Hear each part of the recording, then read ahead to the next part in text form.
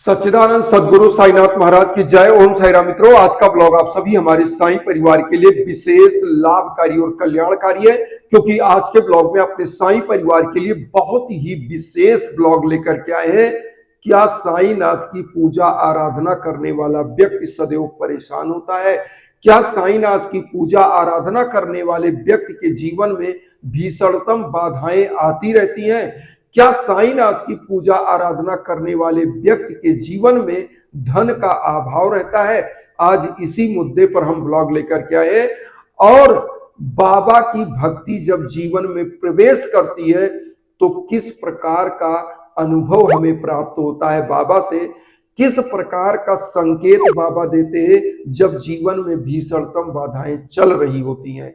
आज इस मुद्दे पर ब्लॉग है, क्योंकि बहुत सारी माताएं बहनें, बहुत सारे बंधु बांधव या कहते हैं कि गुरुदेव, बहुत सारे लोगों से हमने पूछा है, वो कहते हैं कि जब आप ज्यादा पूजा पाठ करते हो तो आपके जीवन में कष्ट आता है, जब आप बाबा की ज्यादा पूजा आराधना में लीन होते हो तो आपके जीवन में भीषणतम बाधाएं आती हैं। क्या ऐसा है? आज इस मुद्दे पर इसलिए ब्लॉग लेकर के आए हैं क्योंकि इसको जान लेना बहुत जरूरी है। देखिए, जब बाबा की भक्ति आपके जीवन में प्रवेश होती है तो किस प्रकार से होती है? जैसे कोई सख्त लकड़ी का पटरा हो और उसमें आपको कील घुसाना हो तो आप क्या करेंगे? उसको हथौड़े से चोट करेंगे। इसी प्रकार से जब आपके जीवन में प्रारब्ध का जो पाप है वह कटता है और बाबा की भक्ति इंटर करती है तो उस पाप को वह क्षरण करती है।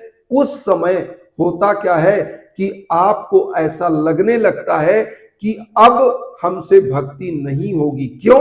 क्योंकि आपको लगता है मेरी कोई मनोकामना पूर्ण नहीं हो रही है।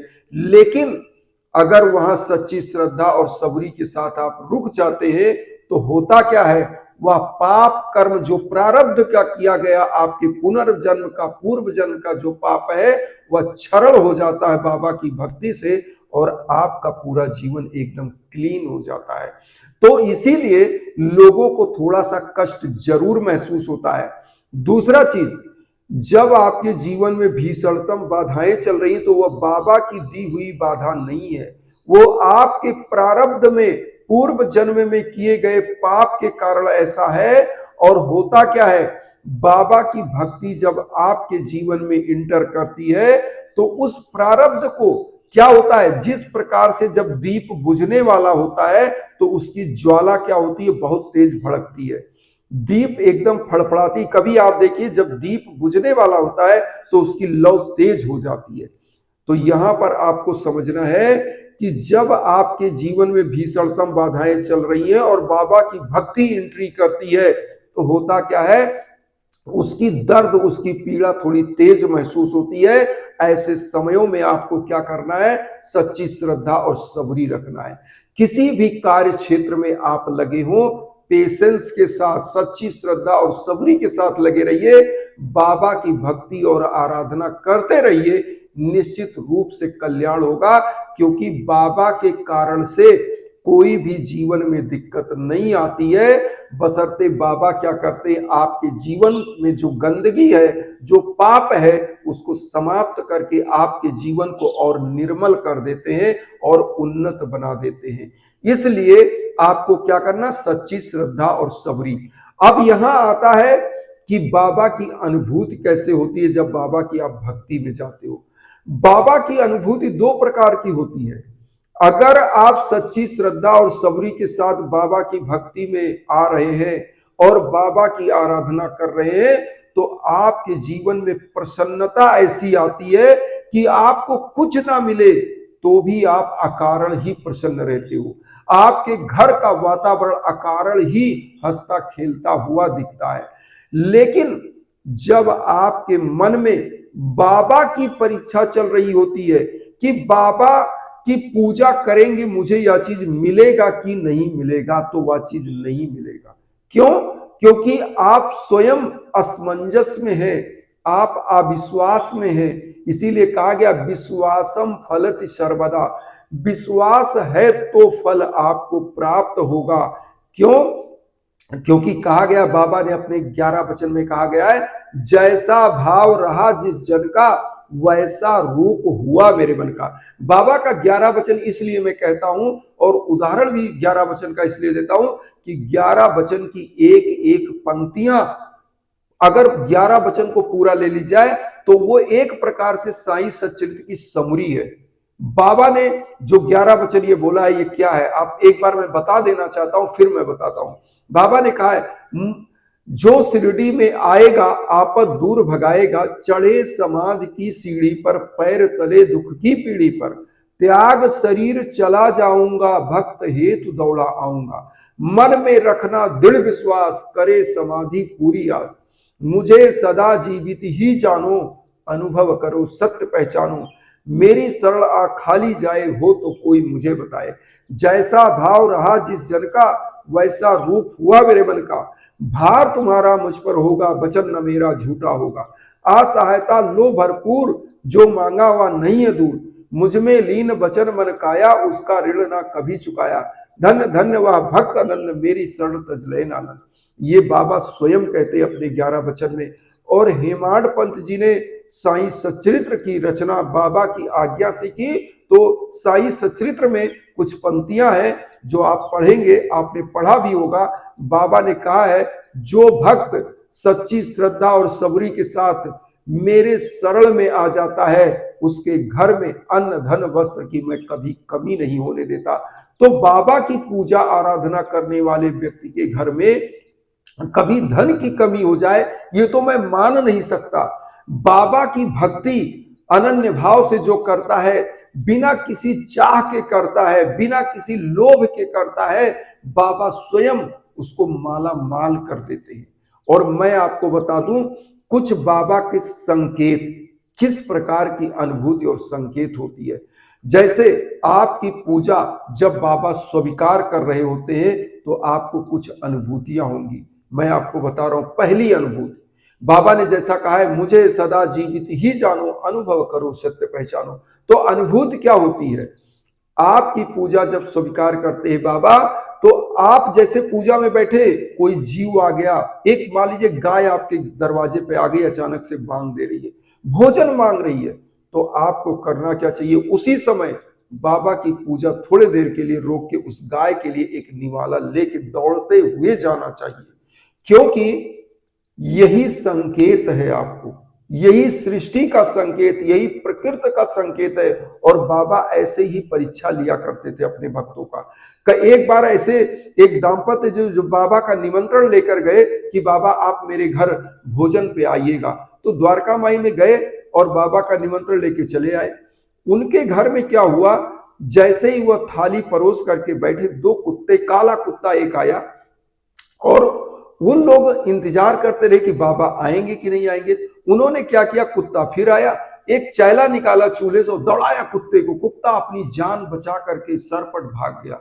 दूसरे दिन गए, बाबा तो आए नहीं, तो गए द्वारका माई में कि बाबा मैं तो आपके भोजन पर इंतजार कर रहा था, आपका भोजन भी निकाल के इंतजार। बाबा कहेगी मैं तो आया था, आपने तो मुझे चैले से दौड़ाया।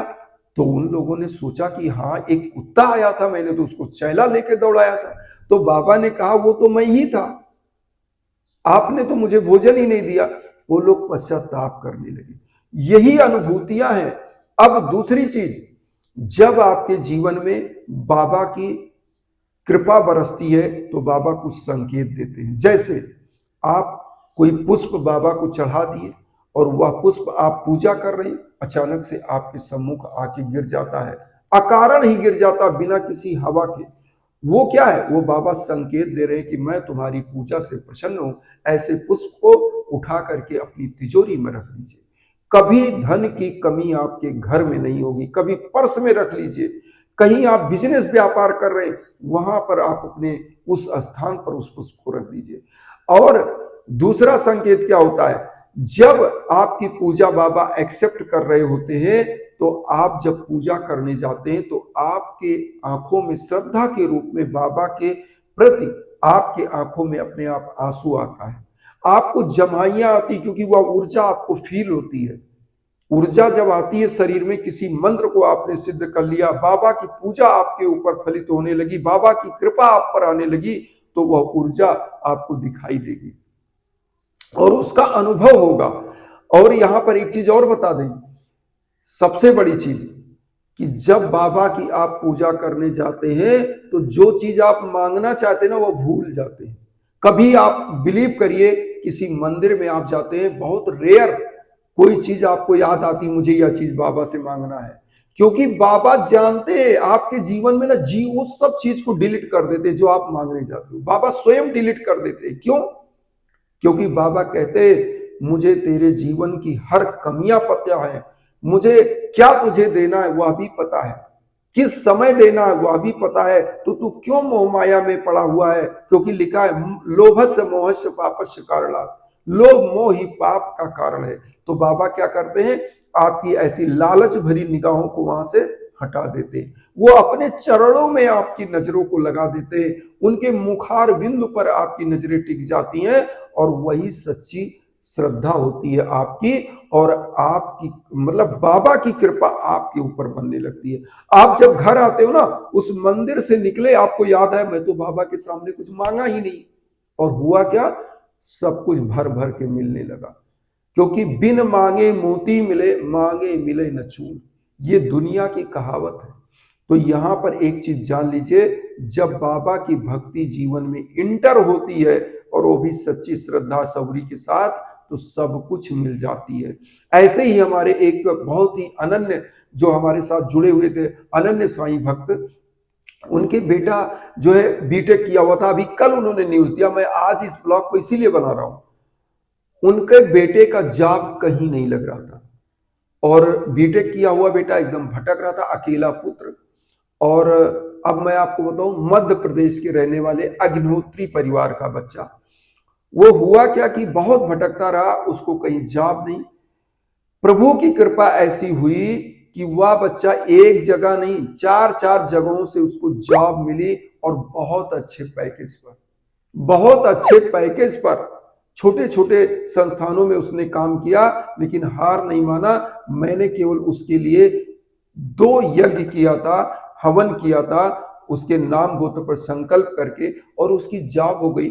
और वो क्या, बाबा की पूजा आराधना, उनकी माताजी उनके पिताजी अग्निहोत्री साहब दोनों दाम्पत्य अपने पुत्र के लिए बहुत ही अच्छे बाबा के अनन्य भक्त, अनन्य साधक, और वह आज भी मुझसे बात करते हैं तो बहुत ही अच्छा लगता है, क्योंकि बाबा के प्रति उनकी अगाध श्रद्धा है। और मैंने कहा भी कि मैं एक माध्यम हूं।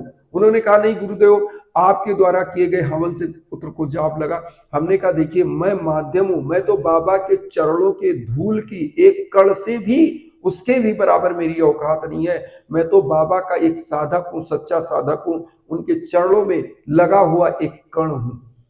मेरा कोई वो नहीं है, जो करते हैं वो बाबा करते हैं, मैं तो उन्हीं के सम्मुख माथा पटकता हूं।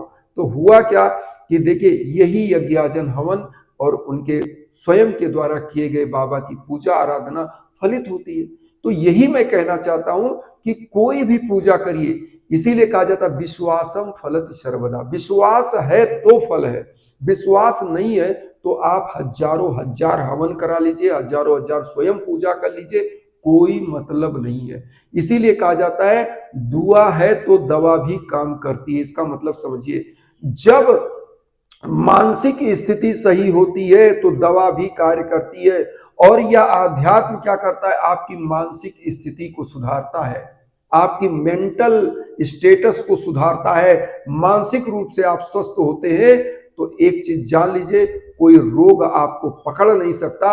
अगर कोई रोग आ भी गया तो 1 रुपए की दवा भी उस पर भारी हो जाती है। लेकिन अगर आपके साथ आध्यात्म की शक्ति नहीं है, आपके साथ दुआ नहीं जुड़ी है, तो आप लाखों रुपए की दवा कराइए, आप परेशान ही रहेंगे। तो इसीलिए कहा जाता है, इसीलिए मैं कहता हूं कि आप अपने नाम गोत्र पर संकल्प कराकर यज्ञ याजन हवन पूजन जरूर कराइए अगर जीवन में कोई कष्ट है। इसीलिए अब हम आपको व्हाट्सएप नंबर भी देते हैं, इंस्टाग्राम का लिंक भी देते हैं कि आपको कहीं भटकना ना पड़े। आप सच्ची निष्ठा श्रद्धा सबरी के साथ एकदम लग करके बाबा की पूजा करिए। साईं सचरित का सप्ताह पारायण पाठ करिए, साईं चालीसा, साईं बावनी, 11 वचन आरती करिए। जो जिस प्रकार से बाबा की भक्ति आप कर पाए निश्चित रूप से करिए। बाबा सदैव कल्याण करते हैं। और जो कहते हैं कि बाबा की भक्ति करने से हम कष्ट में जा रहे हैं, ऐसे जा रहे हैं, मैं कभी नहीं मानता। मेरे जीवन में बहुत सारे ऐसे कष्ट थे जिनको बाबा ने दूर किया। मुझे स्वयं भी पुत्र प्राप्ति में काफी दिन हुए। 2005 में शादी हुई थी, उसके बाद से मैंने बाबा की भक्ति बहुत सन 89 से मैंने जो बाबा की भक्ति स्टार्ट की। और 2005 में जब मेरी शादी हुई उस समय ये टेंशन आया कि पुत्र या पुत्री, मुझे मतलब संतान ही नहीं हो रहे थे। तो हुआ क्या कि बाबा की केवल उदी का चमत्कार हुआ। मैं वही उदी पत्नी और हम सब लगाते थे और बाबा की कृपा से एक पुत्र एक पुत्री की प्राप्ति हुई। तो बहुत सारी चीजें मेरे जीवन में स्वयं जुड़ी हुई है। मैं अगर चमत्कार अपने जीवन की बताऊं तो कम से कम मैं हजारों ब्लॉग में आपको बताता रहूंगा, क्योंकि हर पग पे मेरे जीवन में बाबा की चमत्कार जुड़ी हुई है। और आपके साथ भी ऐसी चीजें होंगी तो आप लोग भी शेयर करिए, हमारे जो है वीडियो पे कमेंट करिए, बताइए कैसे आपके जीवन में बाबा ने चमत्कार किया। उससे हमें भी एक प्रोत्साहन मिलता है, आपको भी अच्छा लगता है हमें बता रहे, क्योंकि जब दो साईं भक्त जुड़ते हैं ना तो बातें लंबी ही हो जाती हैं। मैं तो कई बार वीडियो बनाने लगता हूँ ना, बाबा की चीजें जब बताने लगता हूँ तो मुझे मन करता है मैं कितना लंबा कितना बात करता जाऊं। लेकिन बाबा की बातें है ना, उनकी श्रद्धा है कि वह कम नहीं होती। और मैं कितना भी बोल लूं तो ब्लॉग बड़ा ही होता जाता है, इसलिए मैं क्षमा चाहता हूं। क्योंकि बाबा की भक्ति में जब बहना आदमी शुरू होता है ना तो आप स्वयं जान सकते हैं कि बोलते जाओ बताते जाओ, वह कम नहीं होगा। तो बहुत सारी अनुभूतियां हैं, बहुत सारे बाबा आपको अनुभूति देते हैं, संकेत देते हैं, बहुत सारी चीजें और भी हैं। और ब्लॉग में हम बात करेंगे। तो एक चीज यहाँ पर और आप लोगों से कहेंगे कि वसुधैव कुटुंबकम की जो भावना हम लेकर चले, उसमें आप सभी लोग चैनल को सब्सक्राइब करके हमें भी अपना परिवार बनाइए। उन बंधु बांधवों तक वीडियो को जरूर शेयर करिए जो किन्हीं कारणों से कष्ट में दुख में। इसी भावना के साथ ओम साईं राम।